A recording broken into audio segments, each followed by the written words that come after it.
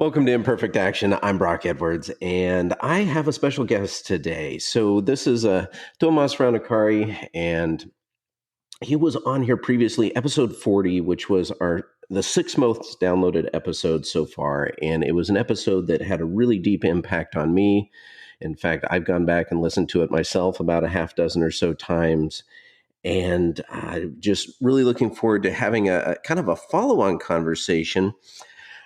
Now, Tomas, one of the things that you had mentioned during that conversation was really this idea of lament. In fact, as you were introducing yourself, and all the things that you do, you said that maybe the most meaningful thing that you've done is taught people to cry.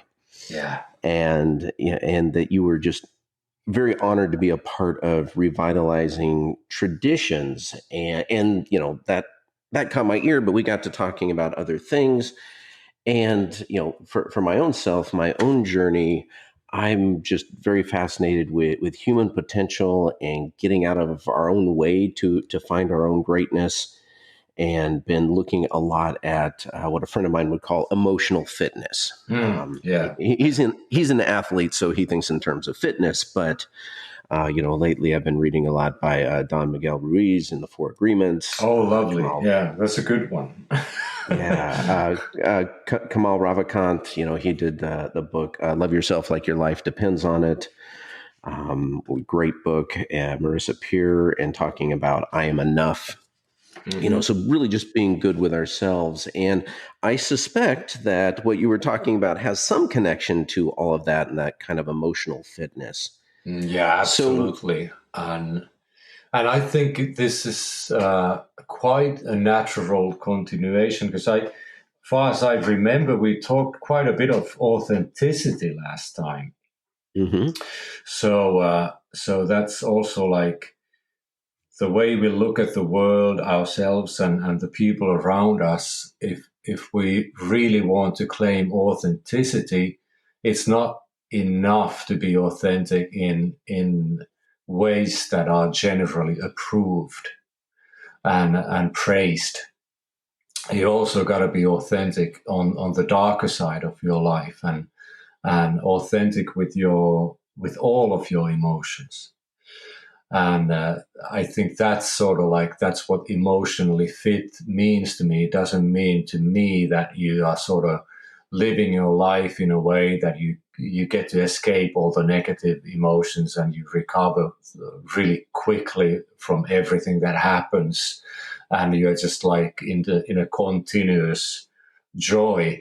That's not quite emotional fit to me. Like for me it means that you are deeply, authentically living your life, and authentically and deliberately feeling the entire scope of emotions that the life provides, and that you possess sort of like a freedom, that you're free from other people's expectations, and free from boundaries that you've got from your upbringing or from the environment, and really can just allow yourself to be who you are, and see all of those aspects from as something beautiful and valuable.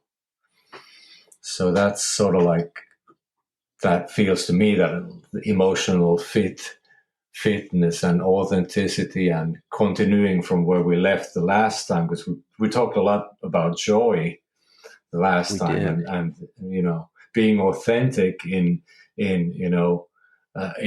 those terms, that you define what brings you joy, and have like a emphasis on those things, and not to pretend joyous in any other terms than your own. So this is kind of the same thing, but on the other side of the spectrum. Yeah. So what is, I mean, you called it the cry song or the lament. Yeah. What is that? Well, this is a worldwide ancient tradition that has different cultures have done it differently, and but it's really a global tradition as a phenomenon. The laments, or cry songs, or keening in Ireland, it's all about combining poetry, crying, and song together, and that it is basically a musical genre of folk music. So mainly in funerals, this was really well known all over the world, until Christianity attacked it fiercely.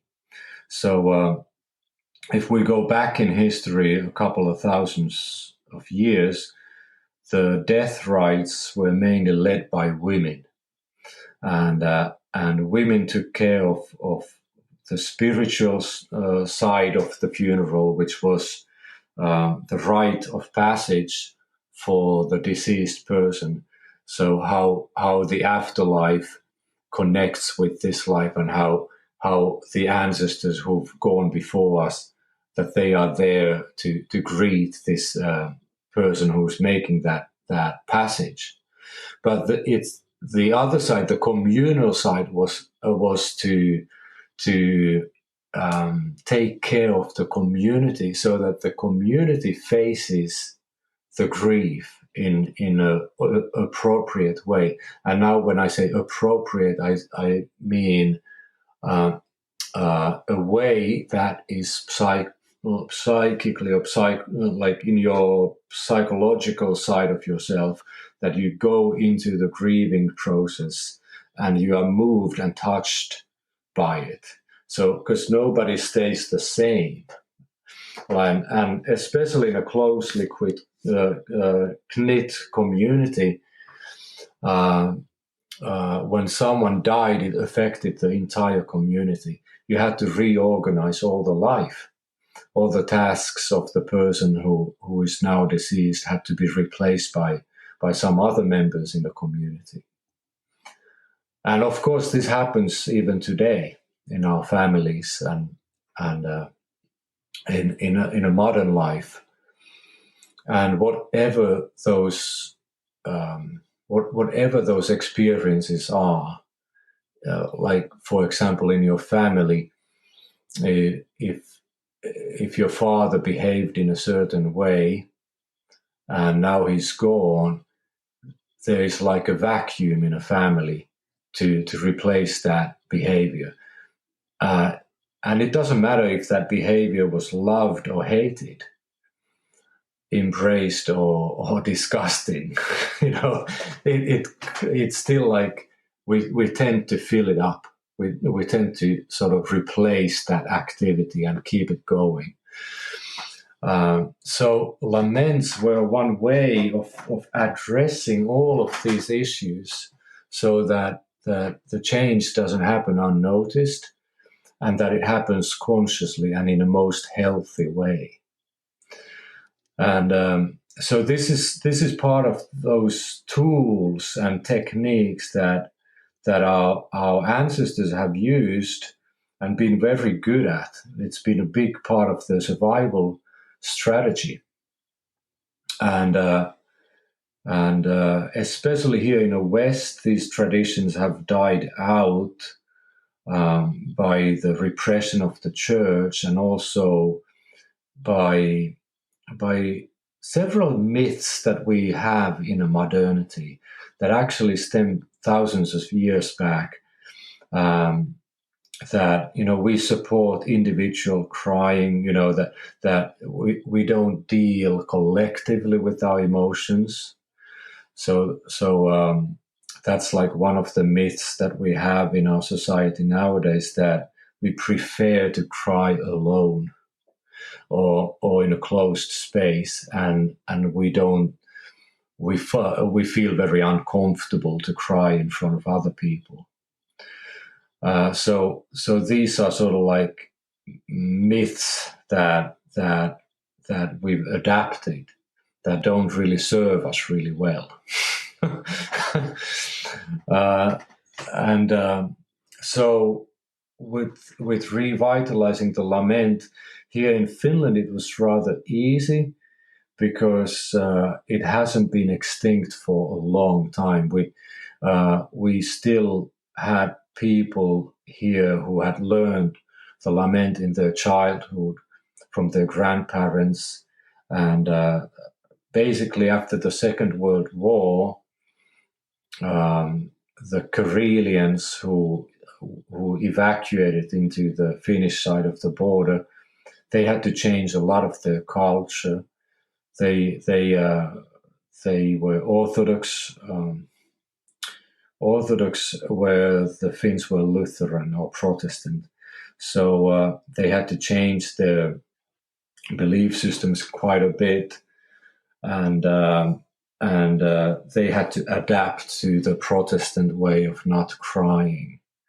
Because for some reason the Orthodox Church did not attack the lament as the Catholic and the Protestant Church did. So those traditions, they preserved better under the Orthodox Church. And still today in Russia, the laments have an ongoing tradition, and it hasn't what's the word? It hasn't like it's been continuous in Russia and among many indigenous cultures too. Yeah, that's interesting. You mentioned that it kind of faded after World War II and with industrialization. Yeah. That's also about the time that I think in most Western countries, communities became very mobile versus very tight knit. Yeah. And so you no longer had that tight community group, and so I can imagine it easily then fragmenting. If you're no longer connected to community, you no longer grieve as a community. Yeah, exactly. And also there's the talking about these modern myths. One of them is that the rural people, the less educated people, that they are somehow less valuable people. And so that there's also, we tend to believe that everything important happens in the cities. And this is a big part of the shame over the crying that we have, that in 2000 years, the church alone could not get rid of laments. It was still happening. But these cultures or this musical genre started to decline when city people were looking down at the rural people as dirty, uneducated, stupid, and so on and so on. So when the people who were educated, going to universities and so on and so on, looked down and casted shame over the rural people and their habits, that's where we really started to lose these traditions. And nowadays you can totally see a shift backwards. Like we are looking for our roots now. We know that we've gone wrong. We feel helpless with so many things and so many issues because we don't have that wisdom that our ancestors had, that were more closely connected to the land. Well, we've certainly, you can sense that just people feeling disconnected from other people, and not having that touch, feeling like you have to go it alone. And I suspect, I'm in no way a psychologist, but I suspect that has a lot to do with anxiety today. Absolutely. And it's also like another angle to this is that when you're disconnected to people, that's one thing, but we are also disconnected from ourselves. I always say this, that your connection to nature equals your connection to your own nature, to your personality. So if you lose a connection to nature, it's really easy to lose yourself, to lose sort of like the sense of who you are. And that becomes quickly replaced by all sorts of ideas of who you should be. And you definitely shouldn't cry. So when we go, like, when we go the whole cycle like this, we wake up and see that, wait a second, here, if we can revitalize the crying, we can actually get back to a lot of connections about who we are, who we really are. So you had mentioned that, last time we spoke a lot about joy, and, as a musician, your music is, at least with Corporate Clowning, is very joyful, very enthusiastic. And, so that's kind of one side. And, you mentioned that we kind of distanced previously, the educated kind of look down on the uneducated, but you're very well educated. You're working on your doctorate. Yeah. So, I mean, this feels like another side. Where did your interest in the Lament come from? How did you create that connection? Well, it all started from my interest about shamanism, and sort of like,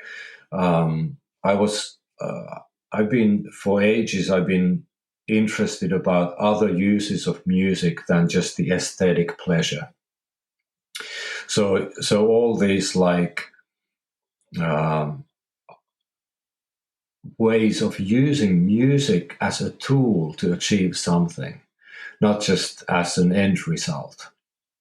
So that has always interested me, and somehow when I was studying in university for my master's thesis, my original idea was to study the shamanic music of the Arctic people, and especially the indigenous tribes in Siberia that are somehow related to Finnish people. But then I found laments by almost an accident, and I instantly recognized that here we have a musical genre that's in my own heritage, that is very much like the shamanic songs. So I felt that I don't have to go fishing too far in the sea, as they say. Like I can stay in my own culture and learn about the same things that I'm looking forward to learn in other cultures far away. And that alone is, of course, a huge revelation. And sort of coming back to my own roots and seeing the value of my own heritage. And it all happened in a way that I was asked to be. There was one folk music festival close to the Russian border in eastern Finland, and the producer asked me to meet up with an elderly folk musician to do an interview, and I was like, yeah, that's a nice idea, and an older lady folk musician meeting a young man, and just an open discussion. And I've never heard of her, and I asked, like, what does she do? And well, she's a lamenter. I was like, my gosh, I didn't know they exist anymore. and then I did that interview, and we became really good friends, really close friends, and sort of like we felt so inspired about laments, and sort of like she had done a lot of interviews before, but with me she kind of felt that I got it, what she was saying, and from that I started to practice them myself. And at that time I used to live in New York City, and I got kicked out. Basically, my work permit as an artist didn't go through, and I had to come back to Finland without my own decision. Like fate kind of just threw me back here, and I was really sad. Like I had lived there for 3 years, one of the best years of my life, and all my friends were there, and all the creative the creative life that New York City can offer. So I was really broken down by that, and then as a sort of scientist, I was making a transcription out of one of Marta Kuikka's laments, this older lament lady, and it was about evacuation and how she had to leave her home in the Karelian side, and how she didn't feel at home at all in this side of the border, and how the lament language is very metaphorical, and that's one of the big keys in it psychologically, that when you address things metaphorically, you actually see them. So you stop analyzing them, and instead of analyzing and trying to understand them, you see them, you experience and feel them.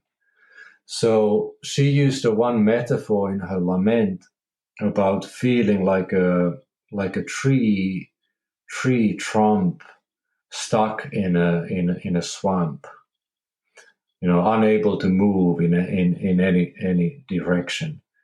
So I felt myself the same way. I felt that I don't belong here in this swamp of Finland, and I can't move back where I left. And so somehow that image of being a trunk of a tree stuck in a swamp, that's sort of like, I felt myself like I identified with that trunk, and then I tried out after I had made that transcription. I tried it out, and while singing it, her words and her melody, I just cracked and started crying. And for a split of a second, I was like panicking, what's happening to me now? and then another voice in my head was saying that, shut up, you are doing a lament. This is what is supposed to happen. And then I just went into this hysterical cry with it. And after I was done with the transcription part of it and her words and her melody, I just kept on going and adding my own words. And that one lament, one moment just changed entirely how I felt about it all. Like I basically cried the victim out of myself. Because I felt a victim of this world. I wanted to be in New York, and I was tossed away because of stupid legal issues, and like I felt that the world had treated me wrong, and I felt a lot like a victim. And after that deep cry had gotten out, I was like just seeing everything differently. I was seeing how fortunate I am to have so many people that I love all over the world, and how fortunate I am for all of that I actually have a connection with that city, even though I don't live there. And also sort of like I became, instead of sort of like looking the surroundings in Finland from the wounded place, I started seeing them with whole different eyes, sort of like, accepting it, that maybe this is meant to be. Maybe this is, not just looking for a way out, but seeing that maybe here's something even more interesting for me. And surely that's how it ended up. I wouldn't move for any money right now. So it sounds like a way of deeply and relatively quickly processing that emotion. I mean, those would be my words for it. But so for people who aren't, musically inclined, haven't done that before, how can they approach the lament or this way of, I love the phrase crying the victim out of yourself, where do people even start connecting, with the rest of that authentic part of themselves? Was there like two questions? Like that was probably about four questions. Yeah.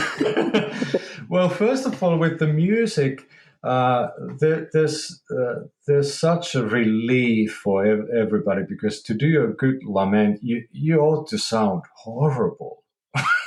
So, so everything, like, that's what I've said. I always in my workshops that I asked, like, how many of you are traumatized by your school teacher about singing?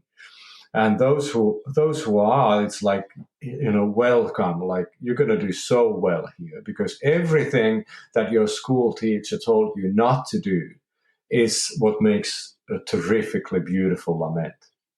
So you are supposed to uh, uh, lose your pitch. You are supposed to stop in middle of sentences here and there. You are supposed to get carried away by your emotions, so that you can't sound, you can't control your sound anymore. You're supposed to do mistakes, so-called mistakes. You're supposed to have moments where you don't make sense at all. you know and so all of these things that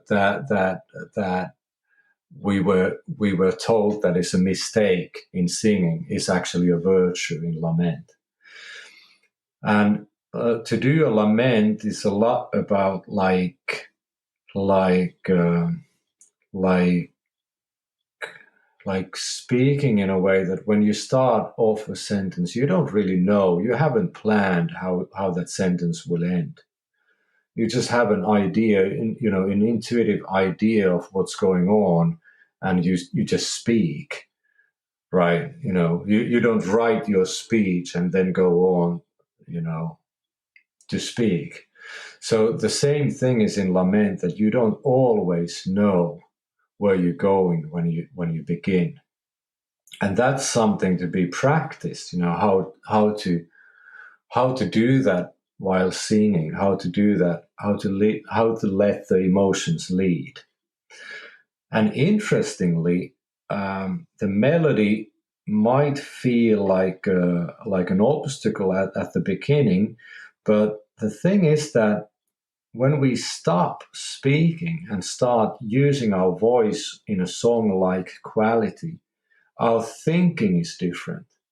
And we actually access a system inside of ourselves where emotions have more room to be expressed, and analyzing our words and thinking what is appropriate or what is not diminishes.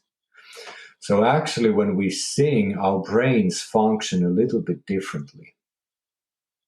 And it's much easier to be in a heart coherent place when you sing. And if you have an intention to cry, that's what Martta Kuikka taught me among the first things in our first meeting, that lament is made out of anything that that will make you cry. So you don't have to pick your biggest trauma in your life, just like being treated badly in some everyday situation. That's enough if you feel that that's something that will actually make you cry. And if you have that intention that now I'm going to sing out some nonsense, some whatever comes out from my mouth, with that intention that I will focus on this one subject that I know that it will make me cry, it will all happen by itself. Well, you had mentioned earlier that, this was a way of helping the community grieve, but it sounds like it also works very well just on the individual level as well. It really does. Like traditionally, in the Karelian life, about 200 years ago, women were both the leaders of the community and also in the lowest part of the community. So the matriarch, the old women, they were sort of they were on top of all the decision making. But then those girls who were just married, they had no position in the community. So they were like the lowest of the lowest. and they didn't even belong to the family upon marriage, but only after they had given a child. So they were mistreated often, and they had no place to go, in a way. So they used to go to the forests or to the graveyards and lament there to the nature beings or to the ancestors. And I think that's such a big relief for us in modern life too, that we don't necessarily need other people to do our laments. We can have a picture of a loved person to witness us in our lamenting, or we can go to some place that we feel safe in and feel carried in, and we can light a candle and do the lament for the candle. But it's important that the lament has a witness. That's really crucially important, because the word lament has had kind of an inflation. We don't think lamenting as something valuable nowadays, and also the negative an unhealthy way to lament is to keep repeating your problems, just to be like going over and over again about your problems without an actual emotional process that would take you somewhere else. So these laments that I'm talking about, these are about creating change. These are about the rite of passage. You're not supposed to be the same person after you've lamented that you were before the lament.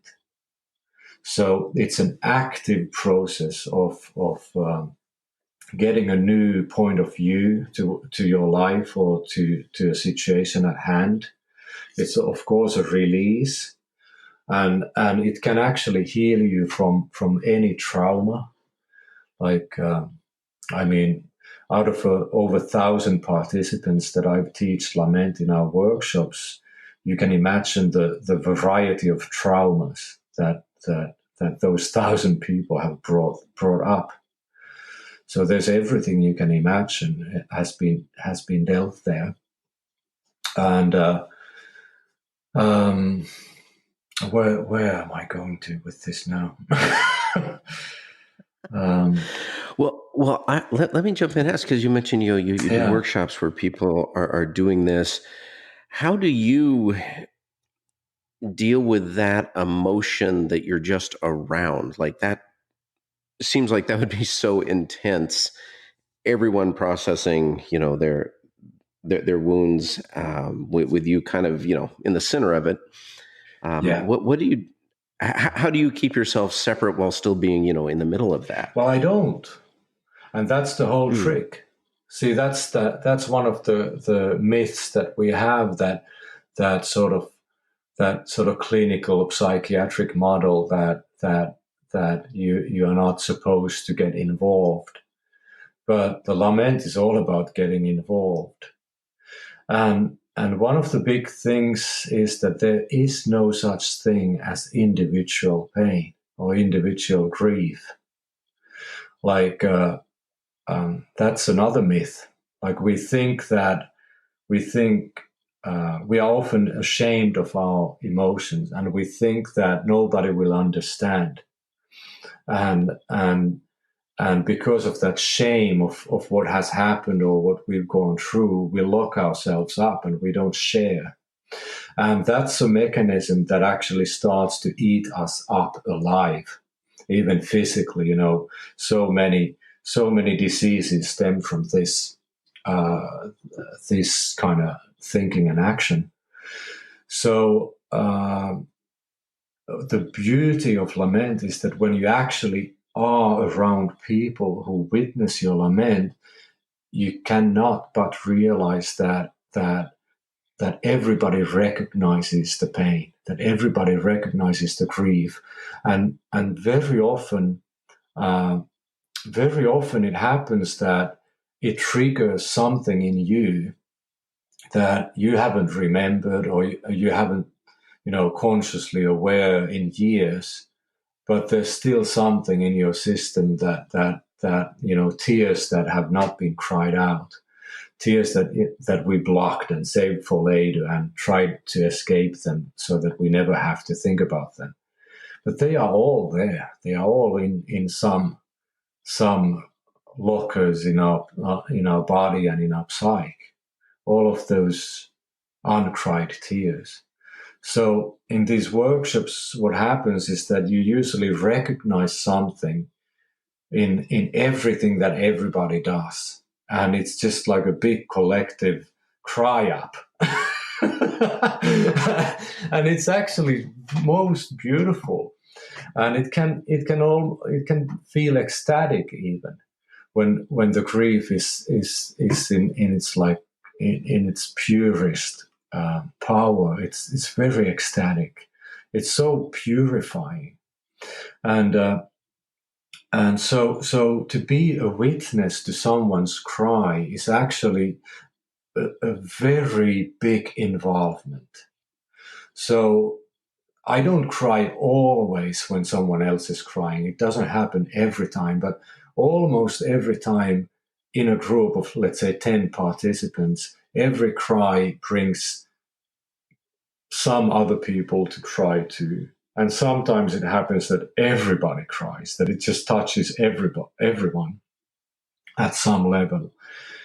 And I think one of the things that we've lost is this empathy, this like healthy empathy of to relating to pain, and that's sort of like one of the most beautiful things is to awaken into that truth, that there is no individual grief, that every grief is shared. Every grief is recognized by all of healthy humanity. There is no individual grief. I like that. I've got to think about that one a little bit. Yeah, and that's also because that's tied into shame.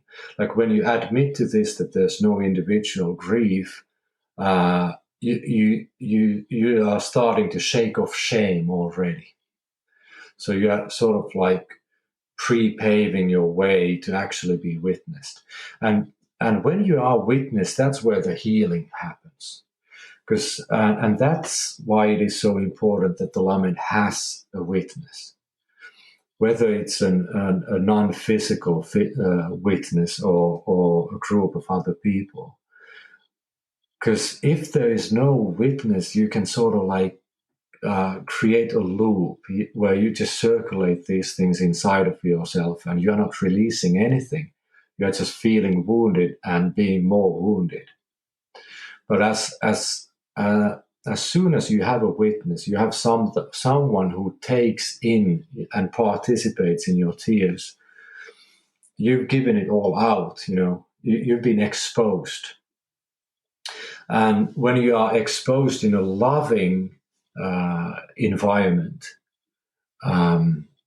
it's the most healing thing that you can experience, because then there's no room for shame, there's no need for shame, and that loving surroundings and loving people around you, they will actually help you to reorganize your whole persona around that subject. It's magical. It's absolutely magical. So I'm curious, and I don't want to take away from that discussion, but for yourself, Tuomas, you are a musician. For all the craziness of the music business and being on tour and being in front of crowds and all of that, you also strike me as just being an extremely grounded person. Oh, thank you. That's a big compliment for myself. And yes. And I mentioned that, before we even started recording, you mentioned that you'd, kind of had a kind of intense experience not too long Yeah. before we started talking. And, no one who came across this would realize that. And what, how do you, I guess, and I'm stumbling over the question here, but just what do you do to be so grounded and connected? Well, there's definitely not like a one quick fix for that. I think it's a skill of life that one needs to address and practice. And oh mine, I mean, it, to me, it's commitment. It's commitment to live and experience this life in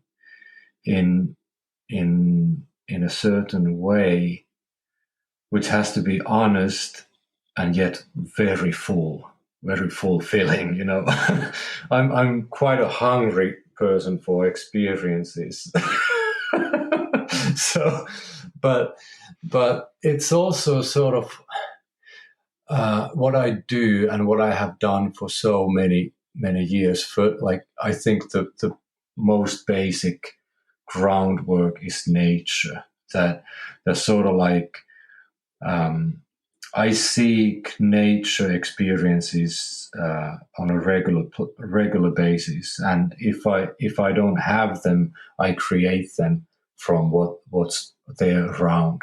The sun is always up, whether you see it or not.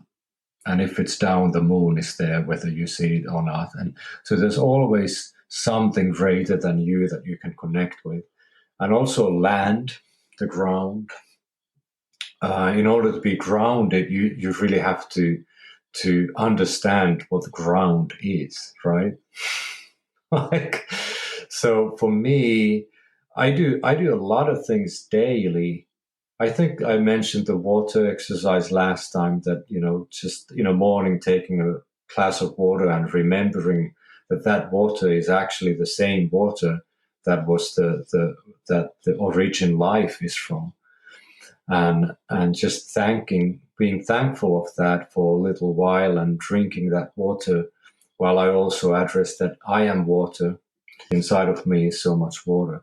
So that's one of them. But also, like, now it's summertime over here, so I love to go barefooted as often as I can, because you know you don't get grounded when you're jogging with your sneakers. It's not enough. So just like physically feeling the ground is important for me. And I actually do that in a winter too. Like, I go to stand on a snow barefooted, not every day, but every now and then.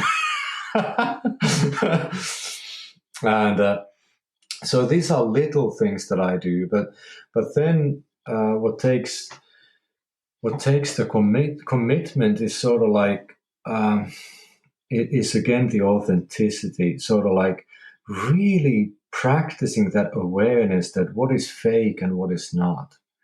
Because I've faked a lot in my life. Like I've really thought that I'm being authentic, but I'm just running other programs that I'm not aware of.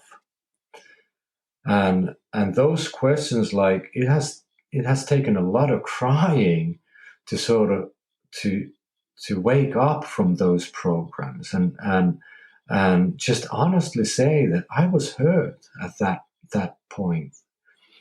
My life changed tragically at that point, or in those years, in that environment that I had to be. And I'm still carrying resentment. I'm still carrying these feelings and thoughts.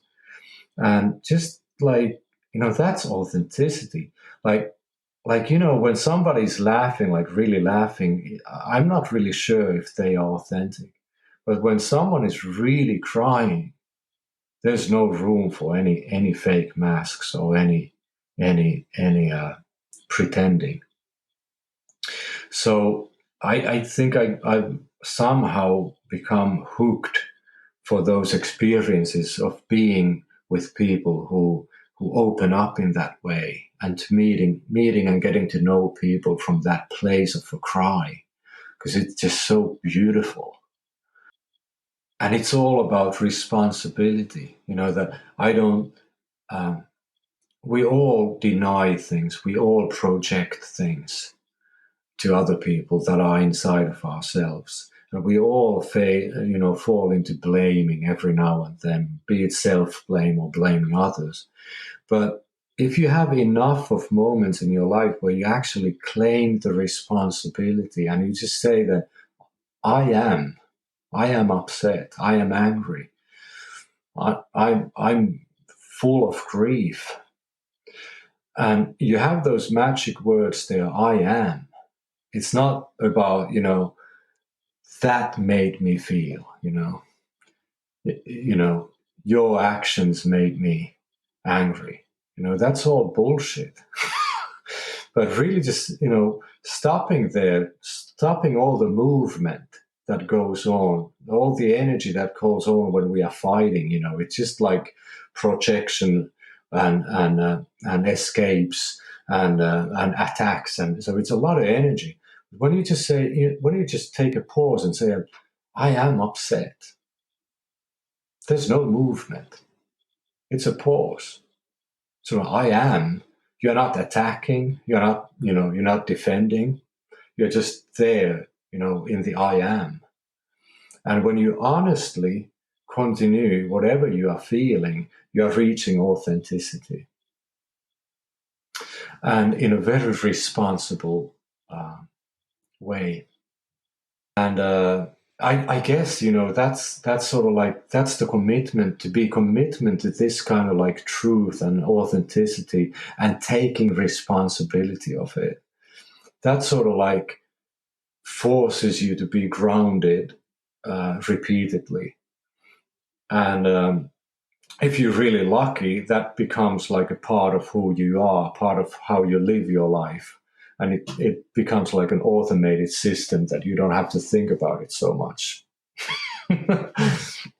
Well, this has been a fantastic conversation. I'm going to actually have to think about and process a lot of this, because you've talked very broadly and deeply a lot here. So if someone were interested in finding out more about Lament or any of the things we've talked about, what's the best way for them to do that?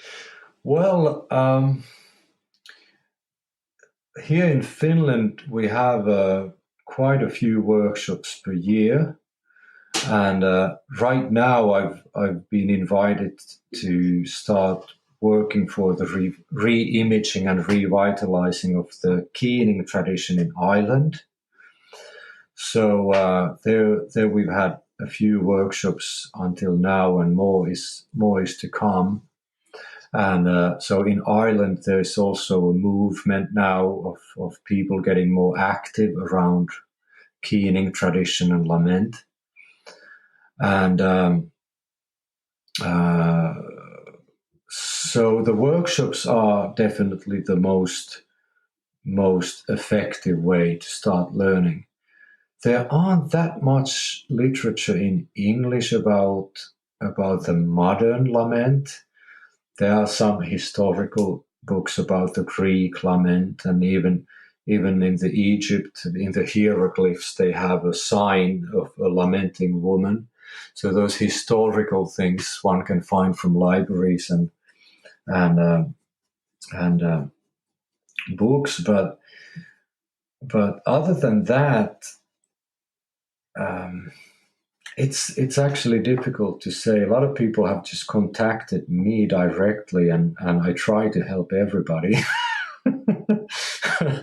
And at least try to get them on the workshops and let them know when those are happening. On our last US tour, I actually hold a one in Seattle with about 6 people attending. And I'm dreaming that someday I would have like a web course on lament, because there's so many people who would need it. But we'll see when I find the time to do that. But it's in the making, it's in the dreaming process now. I'm afraid that's not too much. Yeah. Well, that's all right. I mean, we mentioned at the beginning that this is all about revitalizing, bringing back. So no surprise that it's that there isn't much yet on it. Yeah, and there's also some other pioneers. There's a person called Malidoma Somé who has done lament workshops in the US. They're a bit different than our workshops, but anyways, working with the same tools more or less, and it's also because it's a worldwide tradition. So there are many ways to approach laments. So I guess it's up to everybody to just go on searching and trying to find what's available and what is happening. Yeah, and you've given some great thoughts just around, that you didn't use the word vulnerability, but that's kind of what I kept hearing, and that deep expression of self and being able to connect back to that. So I love our conversation today, and really appreciate your time and your insights here. Yeah, I got to say one thing more. Our elders used to say that joy and cry are sisters, and if you think of it physiologically, the same muscles are working in the same way when we are in a deep laughter or in a deep cry. So even physically, they are very close together. And somehow, I think that anybody who can cry authentically, they can laugh authentically. So that's something to think about for the end. Yeah. Well, very good. Well, thank you so much, Tuomas. Thank you. It's been a pleasure once again.